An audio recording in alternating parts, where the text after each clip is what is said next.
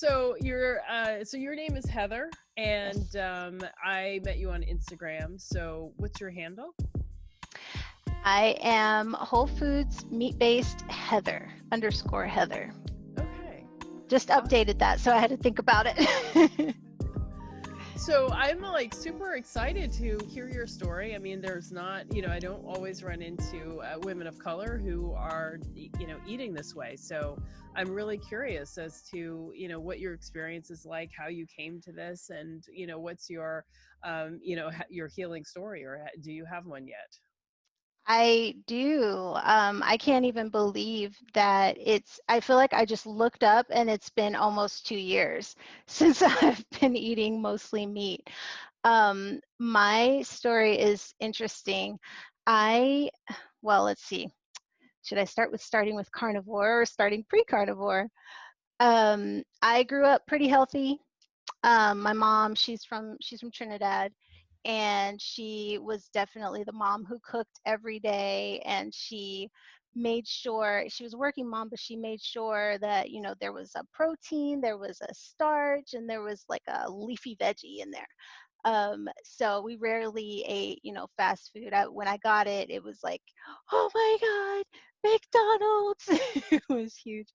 But anyway, so I kind of grew up that way and took that, into my adulthood, and got married, had kids, all the things. But did notice myself starting to slow down in my 20s. Mhm. Just constantly tired. Oh my gosh, just always, always tired. And so at that point, I started experimenting with diet just a Mhm. little bit, just to kind of see, well, I wonder, if there's anything I can do. Um, but it was just kind of a little bit here and there. And then as my son got older, he was diagnosed with ADHD in like first grade. So, and he was already definitely portraying all the symptoms before that, since preschool. I just finally got him to a doctor at that point, because it was kind of like, is he just being a little boy? He's going to grow Mhm. out of it, all the things.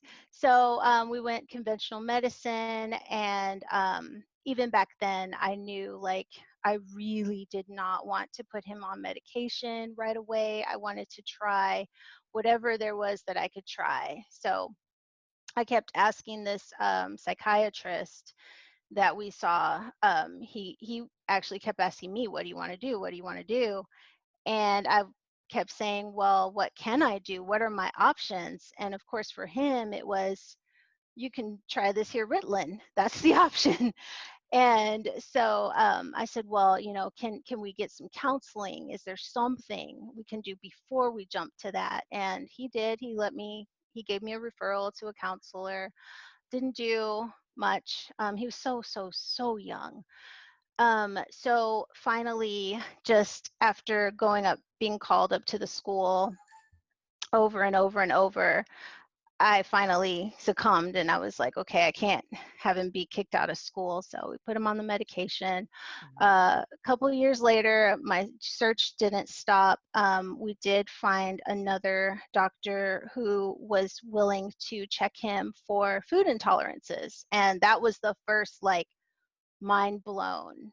Mhm. Food intolerances can affect his brain. So we started putting that together, found out it was gluten, eggs, and dairy for him. Took those foods away. He turned into a completely different child. We like to say it was Wow. like meeting him for the first time. So my journey. I had put these two together. Food affects your health in way more ways than you think. And so whatever way he was eating, I would eat. And I would notice, okay, I feel better if I eat whole foods. I feel better if I never go and get the Coke out of the fridge and drink it. So that just, I ended up experimenting with paleo. Paleo was the beginner. I feel like a lot of carnivores start there. Definitely did the Whole 30 a couple of times. Then that, of course, transitioned to keto. and really started to see like brain fog lifting, um, just just kind of growing leaps and bounds with my health. But certain things never cleared up. So I still felt like I was tired way more than I should have been. So now I'm in my 30s. At that point, I'm not in my 30s anymore. I'm 41 now. But now we've transitioned from 20s to 30s, and I'm still like doing all this great eating, seeking out all the perfectly whole foods, and still tired. My hair was falling out like crazy, and that runs in my family with the women. And I would do different things to try and stop that, and nothing really stopped it. My doctor, she told me it was low ferritin, so she put me on iron. I didn't have low iron, I had low ferritin, but she put me on iron. And, iron is not gentle on the stomach. And so I kind of like stopped Mhm. complying with that after a good couple of months. And then they put me on the gentle iron. And anyway, months and months of that didn't really help either. So 2 years ago, a friend of mine, she sent me a picture of her husband, and he's just sitting there with this plate with this huge ribeye. And I was like, what what's the rest of dinner? She was like, that's what he's eating. He is on the carnivore diet. And I was like, wait, what is that exactly? So I asked him a couple of questions about his kidneys. And at this point, this is a really good friend of mine, and we were always talking about biohacking stuff and nutrition, and we'd go back and forth. So definitely inspired me to try it. So that was July of 2018. Yes. And that first month was not easy, especially since one of my main goals was not to be tired all the time. Transitioning, I was definitely tired all Yeah. the time, more tired, because my muscles definitely did not know what to do with all the meat. My transition, it took me, I would say, 1 month to start to feel like I was becoming adapted. But definitely not until the second month was I really starting to pick up and feel like, wow, I feel amazing. And also, it was within that second month where I noticed my clothing size started to drop. And By this 3 months, was this paleo, or are this you is keto carnivore at that now. point? Oh, carnivore. Okay. So you Yes, saw the husband eat one steak and you're like, "Oh, this is it. I'm doing it. yep, I'm going all in." basically. Okay, that's awesome. I did do some research. I joined Zeroing In on Health. I watched, no, I read Kelly Hogan's blog at the time. I watched the famous Sean Baker, Joe Rogan interview. And that group was really helpful. Zeroing In on Health at the time was really helpful because anytime I had any questions, any little symptom, I was like searching, okay, so what about this? What about that? I would search also people with women with their hair losing their hair, and there were, success stories with that. So that really helped me to keep on keeping on. Wow. I mean, usually you hear about people coming to this way because, they read something, a post online or a forum. I almost never meet carnivores in real life, like unless I've drawn them to me. So that's so cool that Yeah. that's how you came to it. So somebody's personal testimony inspired you, and then you went looking for the information. Yeah, basically. Hmm. He was just starting at the time, so he didn't even really have one yet. He just introduced it to me, and I went and I was like, I need to know more. I got to dive in. But that's just also who I am. I kind of like jump into things and want to know, okay, is this, I'm tend to take the action. Yeah. Yeah. So, Wow, that's pretty awesome. So, you start doing it, and then you were also having your son do it, or you were just making sure you had more meat in general? So everyone in the family had more meat.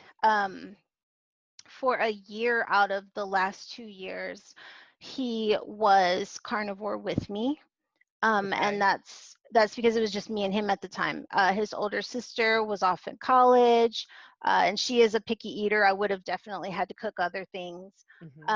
My husband was deployed, so it was literally just me and him, and it was like, I'm having steak, you're having steak. And he did really well on it. Hmm. I did see him kind of transitioning to, he would come home and say, Mom, I feel like my legs are cramping up, so I would end up doing things like giving him more salt, Hmm. making him more bone broths, because I really wasn't drinking a lot of that either. I would supplement with Himalayan salt because I would get some leg cramps, but he did really well. Um, he was able to focus better, just stay calmer. Hmm. Now, we had already grown leaps and bounds with the ADD at that point, but I could definitely see a difference. He would sleep really good. And this is actually interesting to bring up too, because so he was 14 at the time. So now we're talking a teenager. And, people kind of were worried about transitioning their families to this way of eating. But he initially, I would have a lot of variety in our diet. And so one day we would have chicken, one day we would have steak, one day we'd have fish, one day we would have, pork. And it was like that for only a couple of weeks before I did what a lot of people do and started just moving toward the beef, beef, beef. So once I started moving toward steak, steak, steak, he started saying, I don't really want steak anymore. And it's like, who says that? But he did that. And after a good 3 weeks or so of steak, because I guess I was being selfish, he had to eat steak with me. Forcing your poor children to eat ribeye. I mean, like, cult It's of hard. services, After, caviar, as ribeye, yeah, right. all the best. After a couple of weeks of that, I would pick him up from school and he would get in the car like, are we having steak tonight? Can we have steak? Can we have steak? Can we have steak? It was so funny just to watch the change. His Hmm. body just started craving it. So Hmm. that was fun to watch. So But no, wait. he's not Uh-huh. carnivore right now. Okay, so how old was he when you first started to transition him to, I guess, paleo and then low Oh, carb or keto, or does he yeah. do that, or did he always, like, I mean, at 14, I would imagine, there's going to be pizza and cupcakes and whatever. Well, he is not a stranger to this. This started very young for him. Let's see. So he was probably 8 when we Hmm. started really going toward paleo. And then he kind of grew up with those phases. He got to experience keto as well. Um, I didn't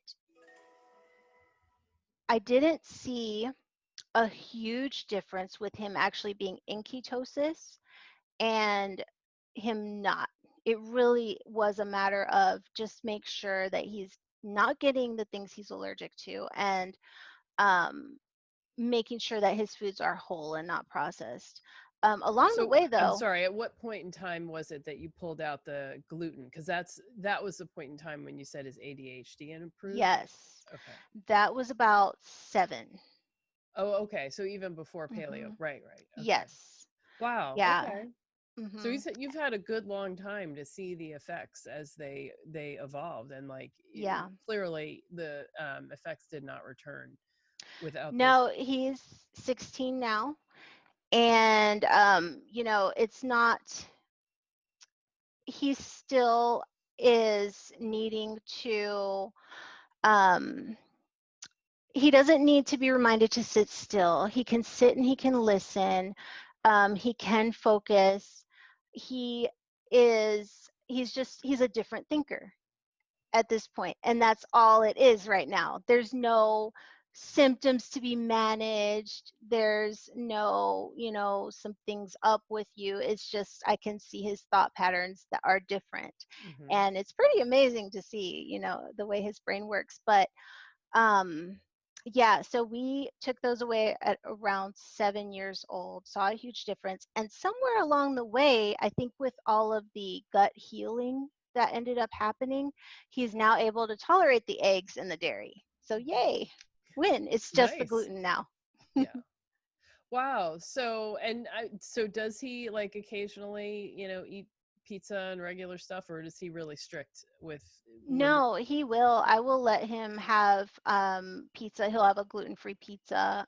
He can have the cheese and whatnot, but that Hmm. is really actually occasional. So Yeah. he pretty much sticks with a lot of nights we'll all just still have a meat meal, Yeah. and everybody will just eat what I eat. But sometimes I will let him have white rice or potato, and he'll eat So fruit. so he notices a difference for himself. I mean, he self-manages too in terms of like staying, not eating the foods that are Yes. problematic. Yeah. Yes, and Okay, that took a great. long time, Okay. but he is at the point now where he's not going to purposely eat French bread. Right.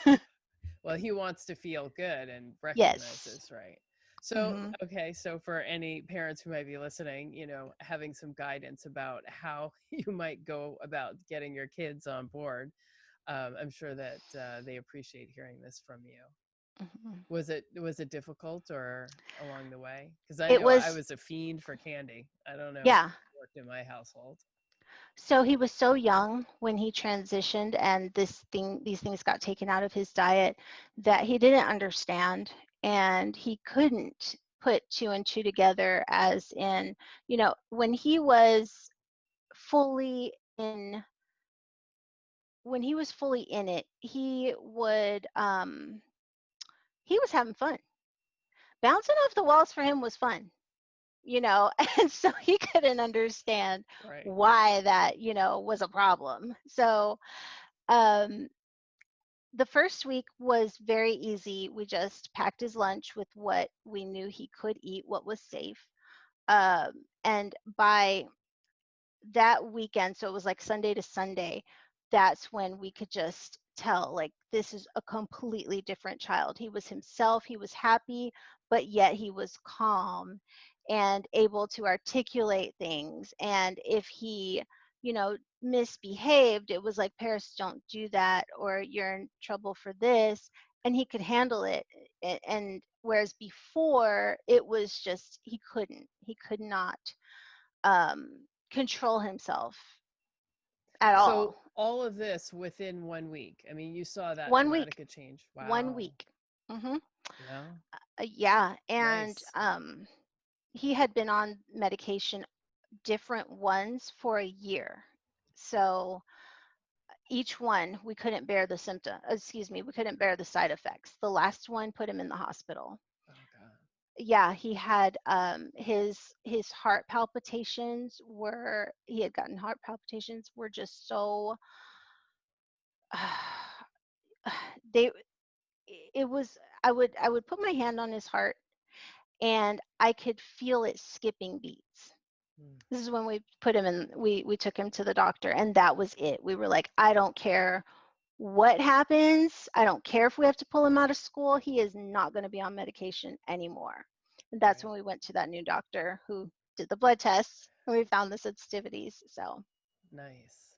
mhm. And I actually had a question before. You said your doctor had said that you had low ferritin and was treating you for that. How did that even come up? Is that a common test? Like, Well, I had been to doctors and we couldn't get to the bottom of why my hair kept falling out. So uh-huh. finally, my doctor said, let's send you to a dermatologist. And so she was the one who was like, let's check your ferritin. Okay. And that's how that came about. Yeah. Because all my blood tests, oh, and that's the other thing. I was tired all the time. My hair was falling out, but all my blood tests were great all the time. So, Okay. That's usually how it goes, right? Hmm. It's really hard to unravel this stuff. Yeah. So tell me about your carnivore. So when did Hmm. you? When was it that you saw your friend's husband? And what does your carnivore look like? Like, how do you Yeah. did you do it in the beginning, and what do you do differently now? Okay. So that was July 2018. Definitely started out with a lot of variety, moved toward the steaks.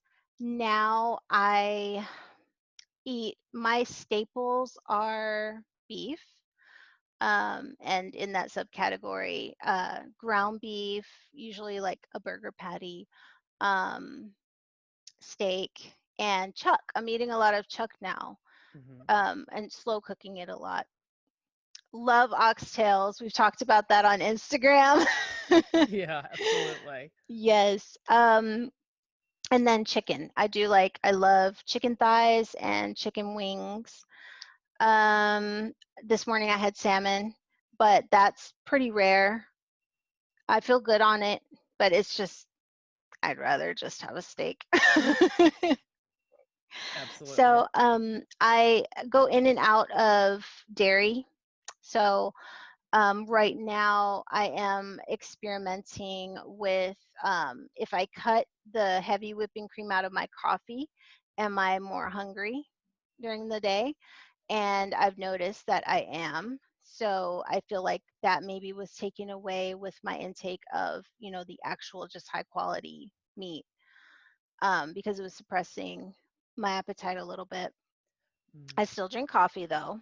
Mm-hmm. Um, and I do like cheese very much, but it really is kind of a treat. I don't eat it that much anymore.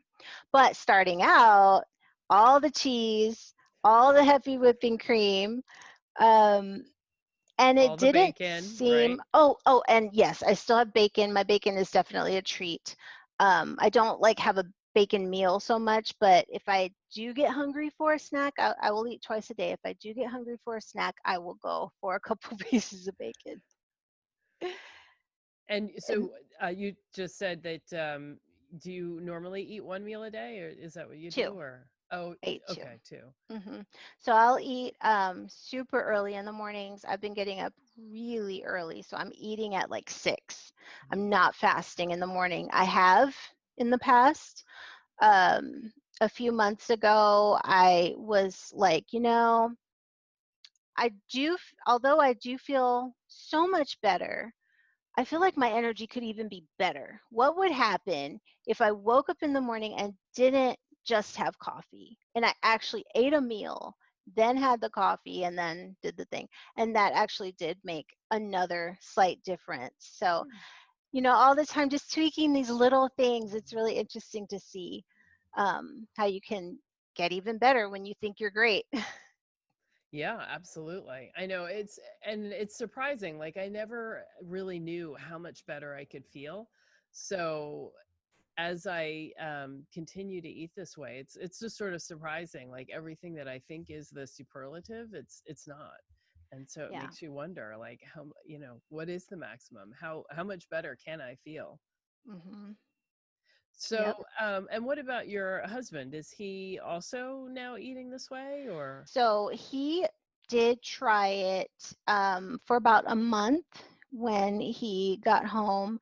Um, and he was just kind of like, no, not for me. He lifts heavy.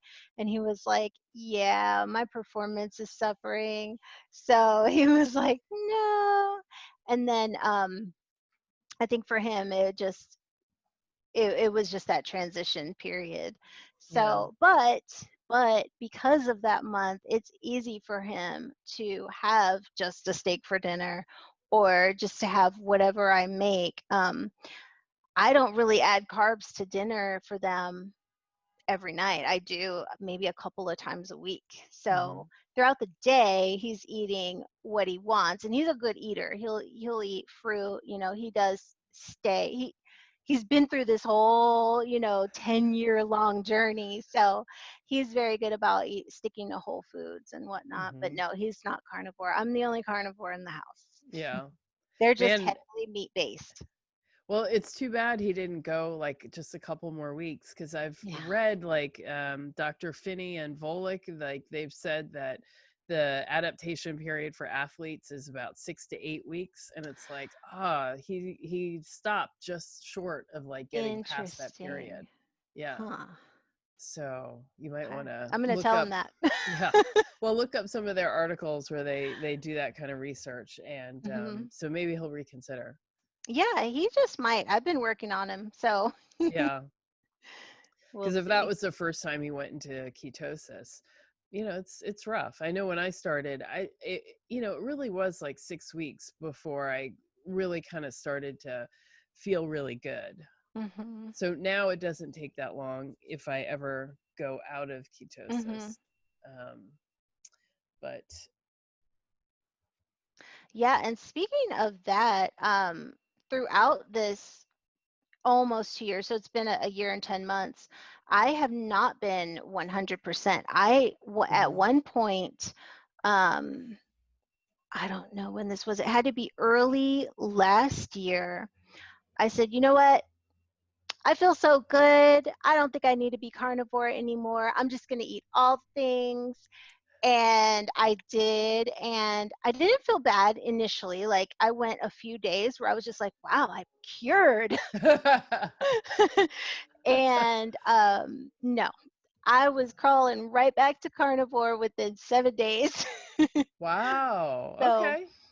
I just started to feel sluggish. My sleep started to not be amazing anymore.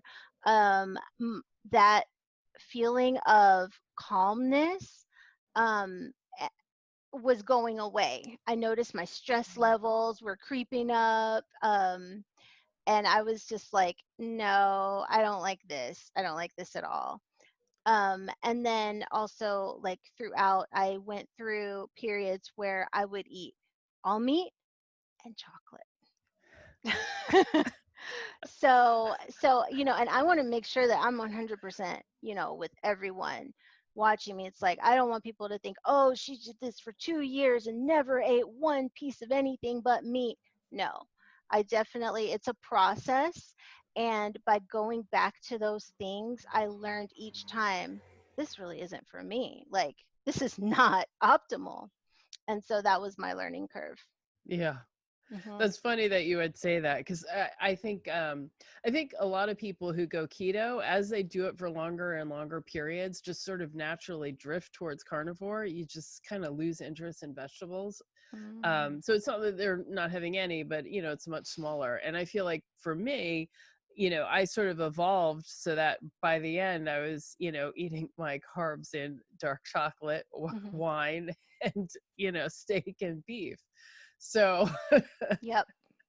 um it's that maybe isn't ideal, but it was a stepping stone, and I transitioned. Exactly. Yeah. Hmm. um so I was gonna ask, oh man, I had a question. So what were some of the benefits that you saw? You talked about your son, Yeah. but what about Hmm. you? So my hair did stop falling out. That took that I probably noticed that within 2 to 3 months in that I wasn't losing as Mhm. much hair. And it's gotten much thicker. And this was a big deal for me because I mentioned in the beginning of the podcast that this runs in my family. By the time the women in my family are in their 50s, you can see their scalp. And that to me, I was like, why is this happening? And it's definitely genetic. So that got nipped in the bud. So I was really happy about that. Brain fog, I know I probably sound like a cliche, but that totally lifted. Everything just became really clear. And what I love about transitioning to carnivore is that, yes, you might have digestive issues or you might feel tired for a month, but in that for like really quickly, within a few days, people feel that calmness and their anxiety levels go down and their mood stabilizes so fast. And I know for me, like, just seeing that within the first week really gave me hope. And Mhm. even if that were the only benefit, even if I didn't lose 2 pant sizes, I would have considered just sticking to it for that reason. So that's another benefit. I definitely had fat loss. I pretty quickly lost those 2 pant sizes. I weighed myself right before starting carnivore and did not weigh myself again until 2 weeks ago. So that was a pretty big feat. I put the scale away and managed to keep it put away for 2 years almost. And I got on that scale, and guess what? It did not move. I am the Wow. same weight that I was in the beginning, but my clothes are smaller. Wow. So that's my measurement. That's how I know it's fat loss and not just, weight Right. loss. Um, so I don't really have food cravings. When I was eating the chocolate, I would crave the chocolate until I stopped eating the chocolate, and then the cravings went away. I used to get really, really, really bloated. I mean, really bloated, and to where, you wake up in the morning and you put on your clothes and they fit, and by the time 6 p.m. rolls around, you're like unbuttoning because you're so bloated. And that was me. And that's without eating, a Thanksgiving meal. It was Mhm. just the way my days went. I would eat breakfast, lunch, and then be bloated. So Mhm. that's gone. My teeth were starting to get really, really sensitive, and and it was getting really bad. Like I was starting to use Sensodyne toothpaste and whatnot. And it was getting to the point where I'd brush and it would hurt, like you have a cavity or something. And that went away very fast. That was kind of one of those super early benefits that I saw, Mhm. probably a week or two in. Um, Kind of with the brain fog, I began to meditate, and I've noticed that I'm able to really calm my thinking, calm my thoughts, all the good things that you want with meditation. It's just so much easier for me to get there. You still have to have the discipline of it, but just Right. being able to get into that zone, um, super helpful. Uh, and then here's another one that I thought was really interesting, that I noticed in the first couple of weeks, because I started blogging about this and I was writing down, like, what are all the things that have changed? And this one was because we had gone through so much nutritionally. I was cooking for like a couple hours a day. Unless we were having leftovers, I was in the kitchen. And I didn't mind, my family needed these nutritious foods that take time to prepare. I was cool with Mhm. that. But I got hours of my life back. And I just remember sitting on the couch like, what am I going to do with my life?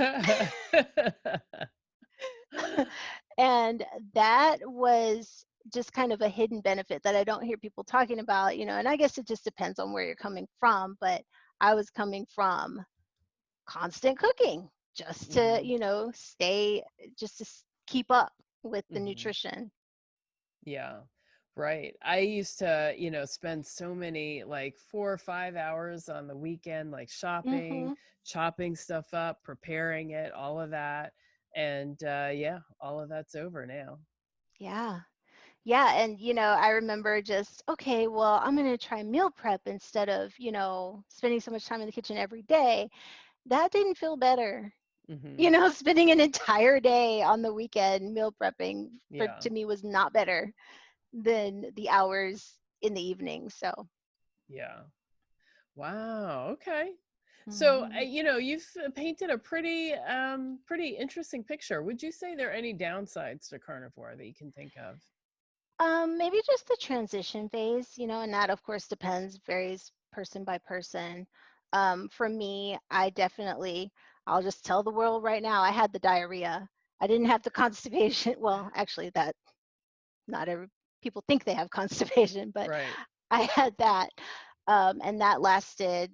a good 2 weeks. So I was kind of Yeah. worried about that in the beginning. And then maybe just the downside might be, it's such a small minority of us doing it right now. It's growing, thank God. Mhm. But having that support system almost has to be virtual. Yeah.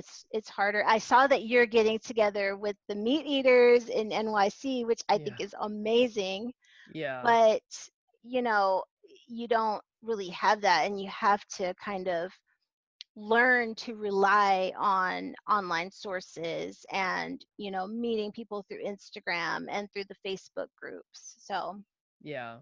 I'd You say know, that's a I downside. I feel like we have hardly any in New York. I mean, I've been putting out the call for a while for New York City carnivores, and there's maybe like 25 people in our group. Um but and not even regularly coming out and meeting, but there's probably a core group of about 10 of us that are regularly meet up. um but I think in other cities, I think you'd be surprised if you put the call out that there are actually. I think I will actually. I Yeah. just moved to Tucson, Arizona. Yeah. So, and I haven't tried yet. I think I might just go ahead and put out Mhm. a hooty hoo. Yeah.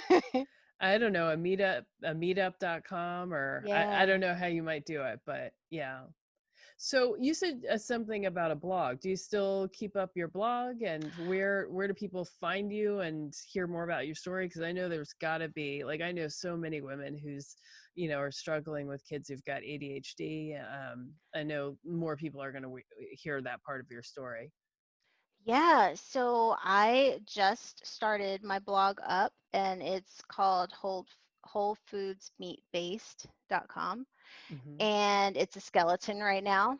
I have my one post, which basically tells my story, but definitely plan to talk a lot more about nutrition and being a parent of a child with ADHD, Mm-hmm. which technically is on the spectrum. So, and I know that there's a lot of literature and a lot of research out there, and a lot of moms and dads who are managing with diet. So Mm-hmm. yeah, that's my new website. All Definitely right, awesome. check me And out. did you say that? Well, let's see. Most carnivores had at some point gone through like a vegetarian, vegan stage. Um, did you do that? And how did you feel? And do you hear more and more people, your friends and other people, sort of gravitating towards that as a means to achieve better health? Or Yeah, definitely went through a couple of vegan stages. yeah. As I mentioned earlier, I tend to jump into things and research while I'm in it as opposed to before. So for me, kind of like the natural progression for going carnivore is like paleo, keto, carnivore. Vegan is usually like, okay, vegetarian, then, vegan, then raw vegan. Right. So flip that on his back and you have me. Yeah. I went straight into raw vegan. Oh my goodness. Yes. And Wow. actually, I'm glad you brought that up because that was actually the very first drastic thing I tried for my health. And that was before I was focused on my son. Mhm. And I can't say that I experienced horrible things with it, because I couldn't sustain it. I Yeah. tried probably 3 times over a decade, and the most I lasted was about a month. And then my second flirtation with vegan was high carb, low fat. And that right after that, and again, that may have been a month that I did that, maybe a little longer, but right after that, the tooth sensitivity came. Mm. So, yeah, and my sleep suffered so bad with that. Mhm. But Was insomnia something you dealt with before, or was that nope, really out of the blue? Yeah. it was out of the blue. Yeah. Always been a good sleeper. And that's the other thing about the fatigue, me trying to fix that was I could sleep deeply for 8 to 10 hours, wake up and just be tired, just Mhm. sleepy all day, like a blanket of sleepiness beyond me. And that would be like, gosh, probably 20 days out of the month. When I, Wow. yeah, it was pretty bad. I mean, I wasn't diagnosed with, like I said, all my labs were perfect all the time. So maybe it was chronic fatigue syndrome. I don't know. I'm not a doctor, but that's what it felt like, and the drastic difference between then and now. Now, I might have one day out of the month where I'm kind of like, a little Netflix. I'm just going to do that today. Um, but, and usually that might be related to my period, but I'm usually good to go. I'm waking up so early now. So I do go to bed earlier because of that, but it's a natural Mhm. sleepiness. It's like a wind down. Okay, I think I'm ready for bed, not this Right. weird fatigue blanket. So, Yeah. Wow. And mhm. so how do your broader family take this? I mean, um, you know, your parents, your friends, like, do they think you're crazy or So, I guess that's a little bit of a yes. um, they are actually very supportive. They've seen what I've been through over the years and the kind of biohacking I've been doing, and just kind of experimenting with, this is working, this is not working, and if I say something's working, they're not they're not worried about me. My mom, I tell her, and she's just like, huh, okay. And that's really, her response. And then she'll call me to tell me when she cooked a ribeye so that I could be proud. um, but no, my extended family Mhm. is great. Even my friends, when I first told them, they did lift an eyebrow, but they're just like, okay, Heather, Nice. you.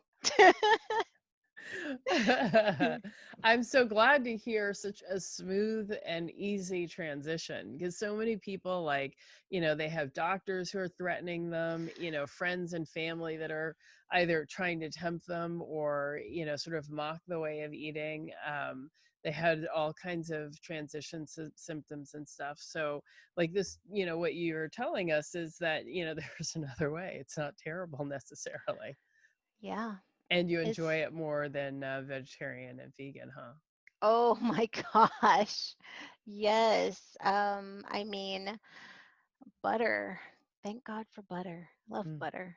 Um, and it's just so much more palatable. I wasn't a picky eater. I did not have issues with eating my vegetables. I ate them. Um, and then after going paleo and then keto, I definitely learned to drench them in butter or, Mhm. some sort of cooking fat just to help boost the absorption of the vitamins that they do have. But letting them go, I don't think I've looked back at a piece of broccoli and said, I miss you. Well, I realize too that I mean, we really are as I recently watched a presentation that Amber O'Hearn gave where she basically, hypothesized that we're lipivores and that we really eat fat and all this stuff is sort of like a vehicle for it.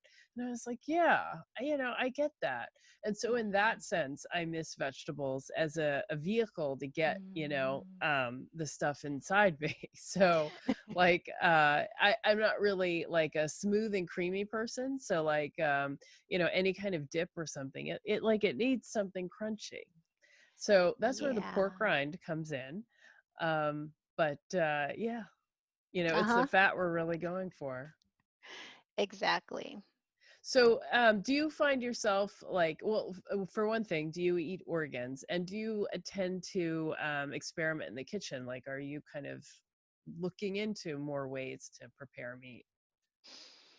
Mm,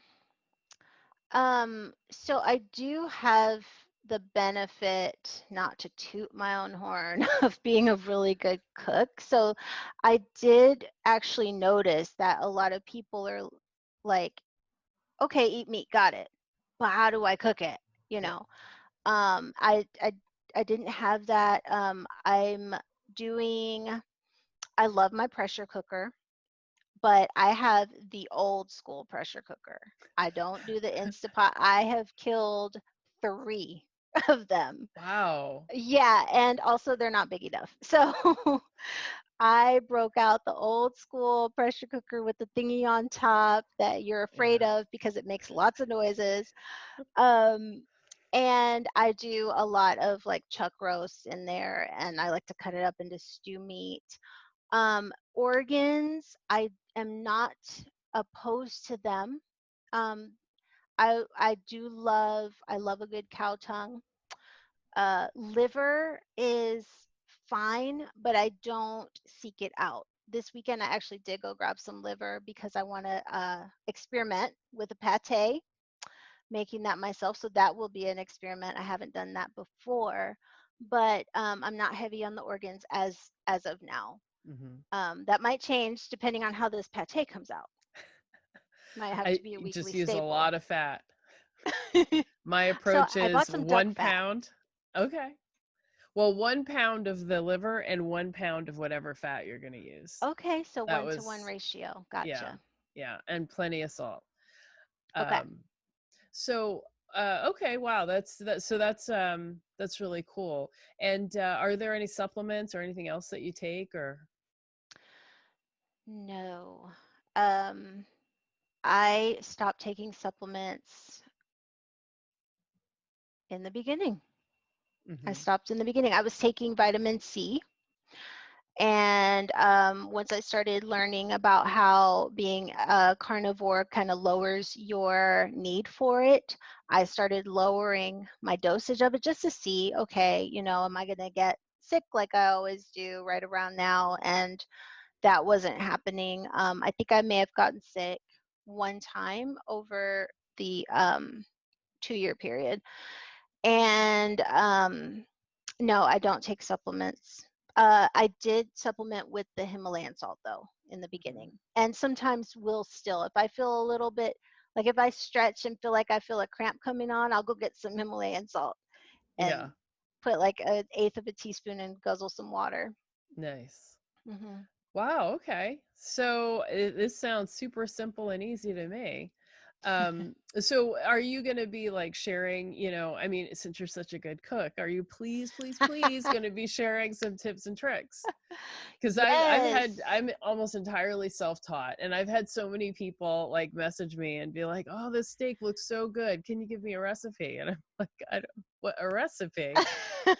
I mean, so we're talking about kitchen skills rather than like, cooking and recipe type stuff. So what are your suggestions?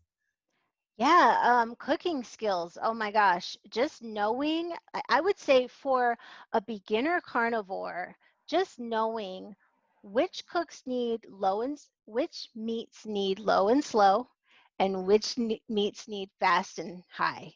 Like that right there is like, if you could just get over that hump, Hmm. that's a huge learning curve, because you slow cook a steak and you've ruined it, and you try to fast cook a chuck roast and you can't eat it.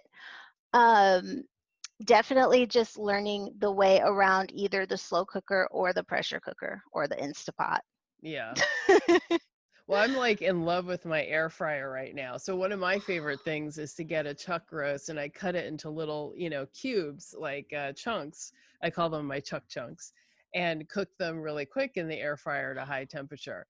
But because Yes, they're really small, I can do that. Yeah, obviously, you put a whole roast exactly. in, that would be a disaster.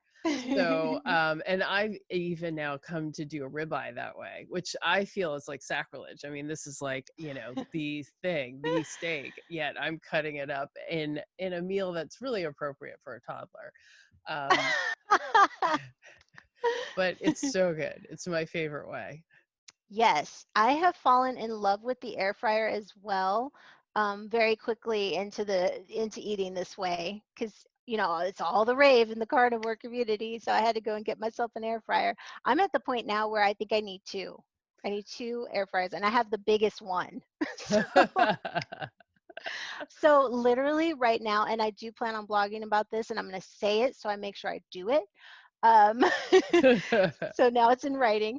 I have a boneless roast leg of lamb in the air fryer right now. Yes. So I have done it You must before. post pictures.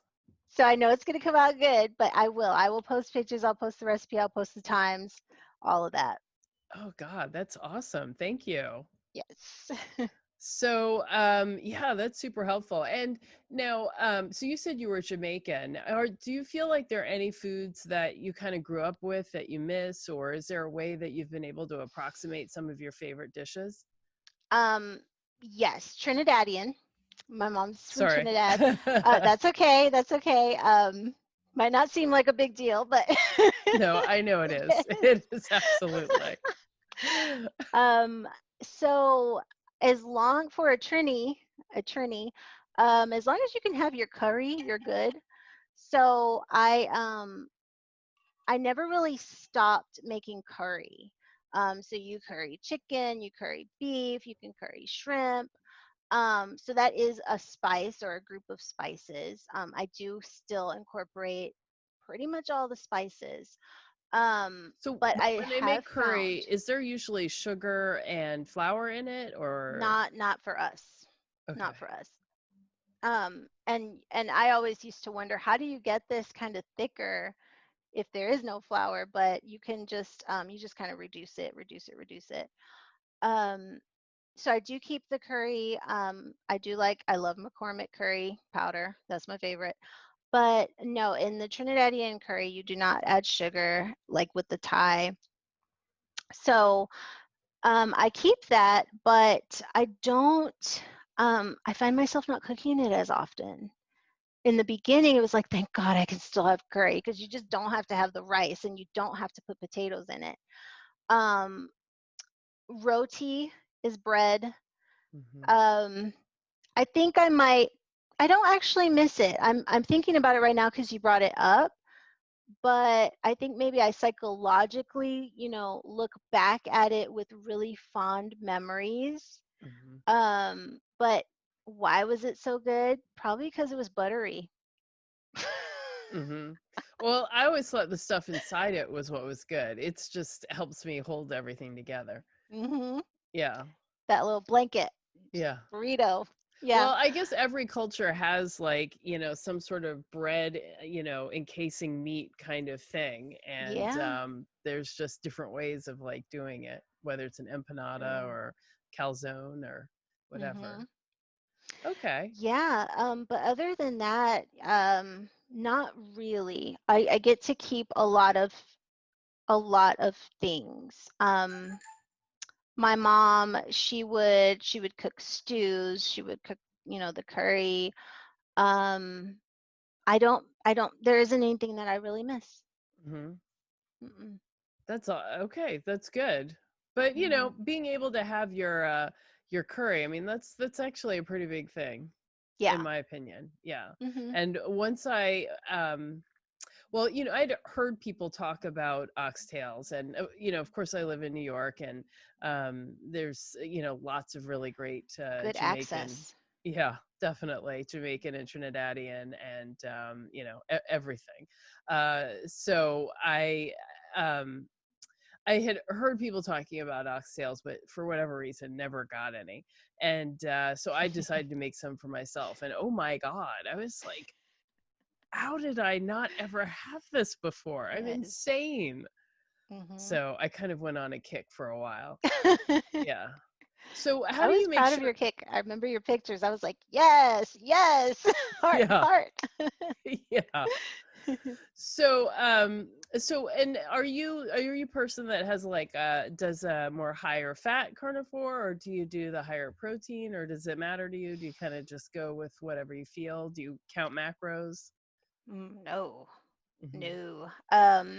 I pro I don't try really hard to get extra fat. I was definitely a bulletproof coffee girl. And up until recently, up until I moved here, so about 3 months ago, I was still putting butter in my coffee and a lot of it.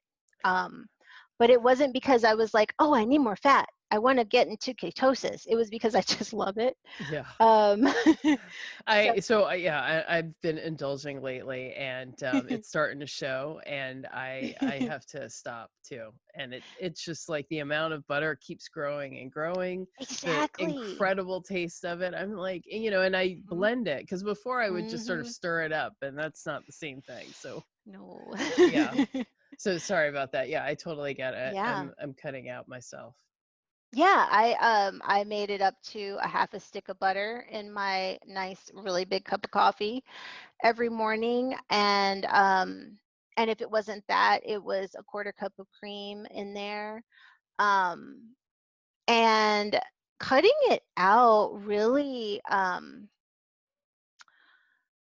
it wasn't, I'm trying to, for me, cutting it out was again just making these little tweaks. What would happen if, and kind of approaching it really playfully, because I wasn't experiencing any relapses in my health.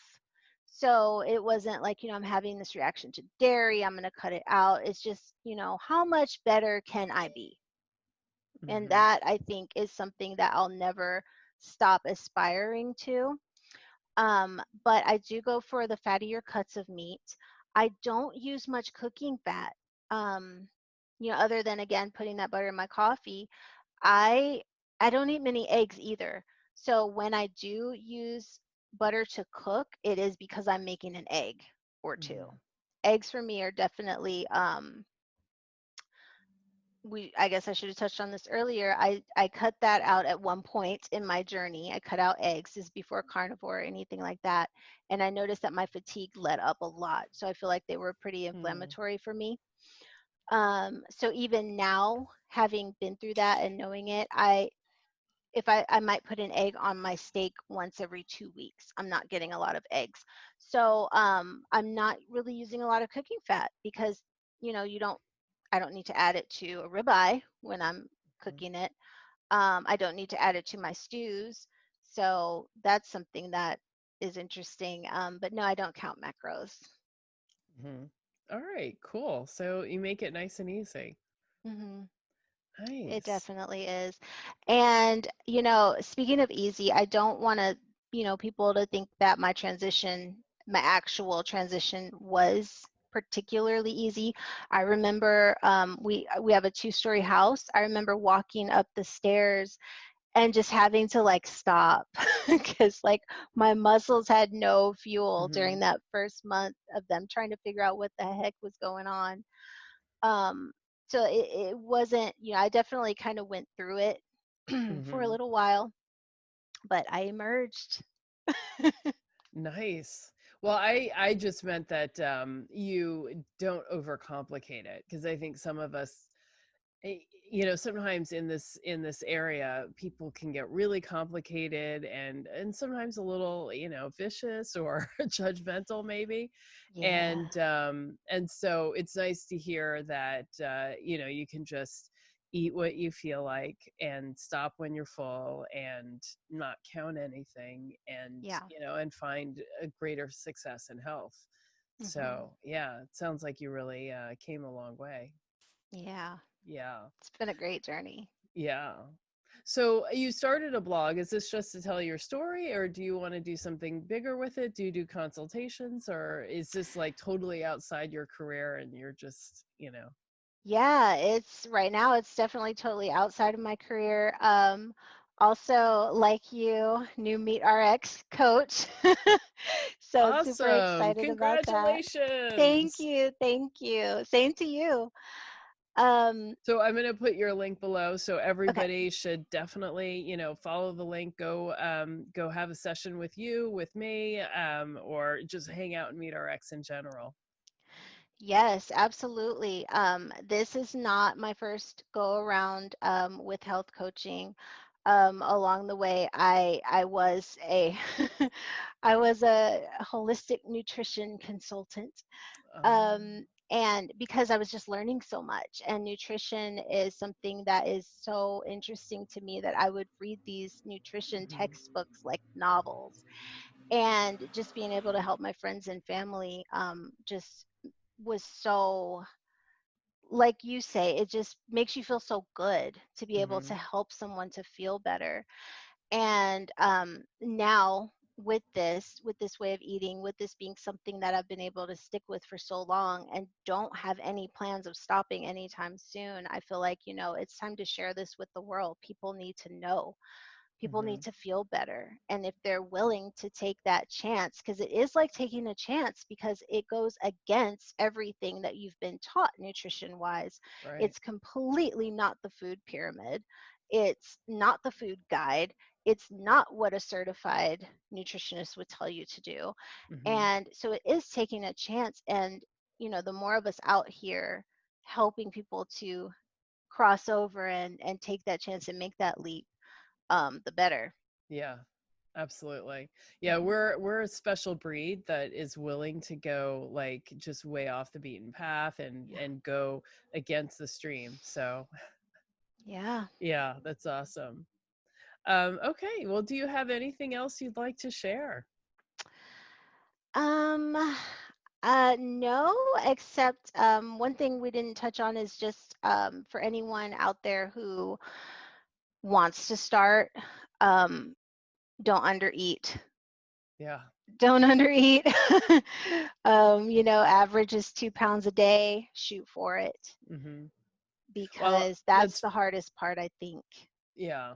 That's actually funny because I was going to ask you about fasting, but then I thought maybe that should be a part two because that's its own conversation It in and of really is. itself. Yeah. Yeah. But I think you're right. Like in the very beginning, you just got to get used to it and you can't add hunger on top of that. No, no. And it's so satisfying Hmm. that it's easier to undereat. Um, but just if you're going to measure anything, I think for me, even now, sometimes I'll go back to, how much am I eating a day? I won't count macros, but I will, kind of look at the weight of my meat. Like, am I Hmm. getting, at least, I kind of have, I shot for that 2 pounds in the beginning. And after a while, as I healed, did kind of drop to about a pound and a half a day. Hmm. But that's probably like the bare minimum I would, advise anyone. And that's after healing and feeling Yeah. better, not in the beginning. Yeah, that's right. Yeah. Yeah.